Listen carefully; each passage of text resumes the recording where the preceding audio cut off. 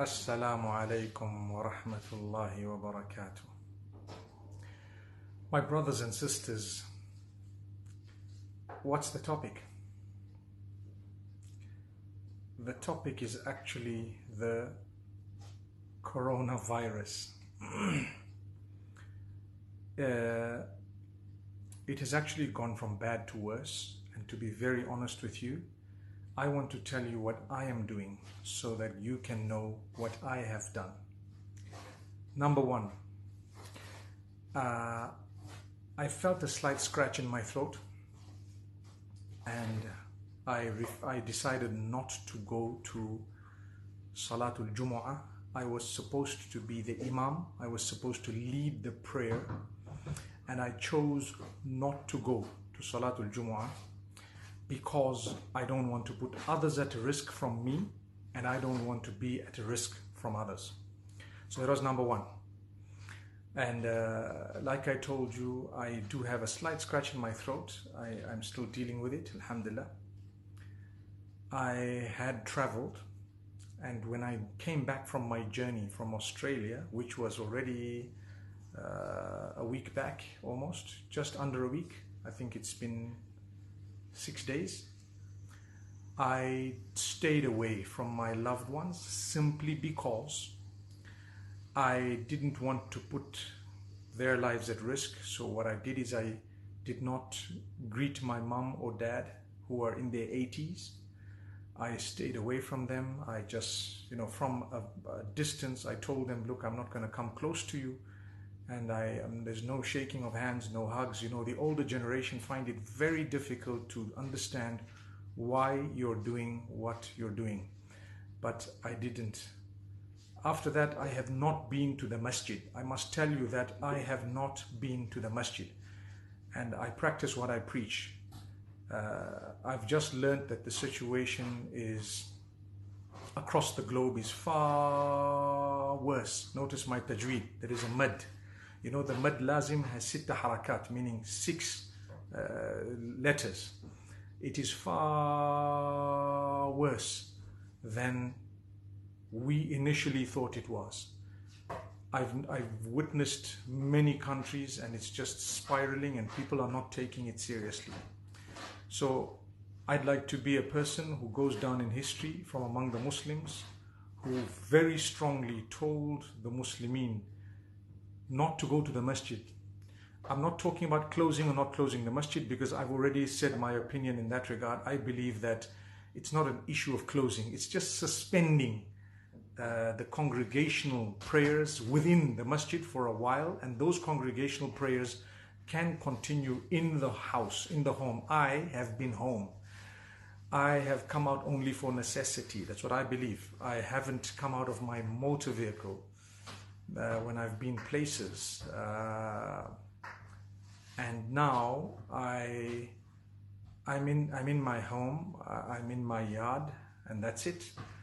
I have, you can call it what you want, self-quarantine. I'm in a country where the first case was only discovered yesterday, was confirmed yesterday, but I believe that there are so many people with the symptoms. And I do think that, we're going to lose a lot of a generation. Perhaps many of our loved ones. May Allah make it easy for us. It's very difficult for me to say this. I think we're going to lose a lot of our loved ones before Ramadan. I have a feeling the whole world is going to change completely, totally. We're going to have to embrace this whole new way of looking at things. I think a lot of the scholars who are not being hard enough are making a big mistake. I think so. I'd like to go down on record for that, because we'll only know what I'm saying in about 4 weeks from now. I think the burial committees of the Muslims need to start preparing very, very drastically for hundreds of people, and I think we're going to need to do that. I'm giving you my thoughts based on sound knowledge. When I say sound knowledge, I mean I've been reading very, very much. I've had sleepless nights reading, checking, verifying, speaking to some of my friends who have coronavirus, COVID-19. I'm speaking to some of them, I'm not scaring you. I think the older generation who really are desperate to go to the mosques are the first ones who should be fulfilling their prayers at home. They are high risk. I think keep your children at home. Don't go to congregational prayers. Whether the masjid is open or not is a separate point. I don't want to argue with those scholars, but I'd like them to know my opinion, because I think they will really consider what I've said, within the books of history in a short space of time. I also think that this is a very, very serious thing, and it's no use to say if you have symptoms. I think I'm finding that to be quite foolish.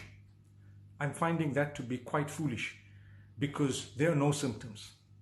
There are no symptoms. The symptoms come about when it's too late. Remember this. The symptoms come about when it's too late. I want to tell you, my brothers and sisters, stay at home. Don't go out without necessity. Wash your hands often. Put on your mask if you have one when you're going out. Put on your, something that covers your eyes. It actually enters through the eyes, the nose, and the mouth. I may be affected. I have a very, very slight doubt. But you know what? I want to make you guys laugh. When, I have a problem. What's the problem? If you say don't touch your face, it starts itching here, it starts itching down there. I feel like scratching, my nose starts itching. I don't know if it happens to you guys. If I say don't touch your face, not at all, you become more conscious of it. If I were to tell you that one of the first signs is a slight scratch in your throat, a little bit of dryness and itchiness perhaps, a slight fever, very light, subhanallah, I must tell you that, you know what, if I were to say that, you'll start becoming more conscious. I became more conscious of my throat when one of my friends who's now really suffering with this is actually, he spoke to me. I've been speaking to a few of the guys. One of them was telling me, Mufti, please take this seriously. Please, understand, you have to say this to the whole world. Tell them, take it seriously, take off work, forget about the financial loss. We've all lost financially. There's a lot. You're going to have to be on your self-imposed little lockdown and little isolation. I'm talking here obviously about, the countries that have not yet taken it seriously. Okay. I feel very sorry for us within some of the African and third world countries, because when I watch Italy and when I watch America and the other advanced countries, and I look at how even in the UK, and apparently the UK is very, very serious, I sit and think these are first world countries who are saying we cannot cope. I really don't want to see 2-3 weeks from now when the third world countries forget about not being able to cope, but it's going to be worse than we can imagine. Like I said, the burial committees, please start making arrangements for many more deaths than you actually think. And I'm not being a prophet of doom, I'm just letting you guys know. What I found helps is, and this from talking to people, from reading and talking to people who are affected, who are confirmed cases, where they're saying, you know what, hot salt water gargles, because obviously it starts off at the throat. After that, you see the other symptoms. Then the fever comes up. You start getting a tightening of the chest. And you start, if I were to ask you how many of you have these symptoms, you start getting a fever, a lot would have the symptoms. I thought, let me just speak to you guys. Somebody saying, be careful to me. I'm asking you guys to be careful. Really, take it seriously. Your older people, just impose a curfew on them. Forget about what they say. Sitting and watching Wuhan and how in some parts of China, initially they had to force the guys off and make sure that they told them, listen, you're not moving. And that's when it helped. So I just take it seriously. This does not negate our trust in Allah. I trust in Allah completely. I believe in Allah, and I know when we're going to die, even if it's next week. May Allah grant us shahada and make us from those who get Jannatul Firdaus. So basically, in Islam, there's nothing hard and fast to say that even when life is at stake, you have to keep on doing something because you feel it's never happened in my life. People are saying, how can we suspend the prayers in the masjid? We're not suspending prayers. We're only suspending, or we're only calling for the suspension, temporary suspension for this period of time